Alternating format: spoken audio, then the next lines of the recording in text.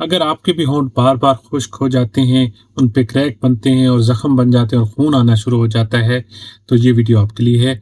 इसकी different reasons हो सकती हैं। सबसे पहले आपके अंदर विटामिन बी 2 की कमी की वजह से भी ये कॉमन काज है, आपको ऐसा हो सकता है, जिसके साथ आपके होंठों पे अल्सर या क्रैक पड़ सकते हैं। सेकंड, आपकी जो मेन काज होती है वो होती है डिहाइड्रेशन, क्योंकि इंसान गर्मियों में तो चलो पानी पी लेता है, लेकिन क्योंकि स्वेटिंग बहुत ज़्यादा होती है तो डिहाइड्रेशन हो सकती है, और सर्दियों में तो आप लोग वैसे ही पानी नहीं पीते। लास्ट में आपका अगर स्टोमक अपसेट है तो इसकी वजह से भी आपके लिप्स के ऊपर क्रैक्स या माउंट आ सकते हैं।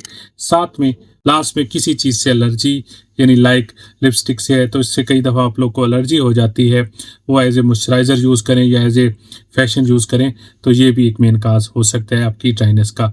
तो आप भी इसी तरह की बीमारी यानी ड्राई लिप्स की वजह से आपके क्रैक बन जाते हैं या अल्सर बनते हैं तो आप मुझे कमेंट्स पे रब्ता कीजिए। मैं इंशाल्लाह आपको बहुत अच्छा ट्रीटमेंट और एहतियाती तदाबीर के साथ आपको रेफ़र करूँगा।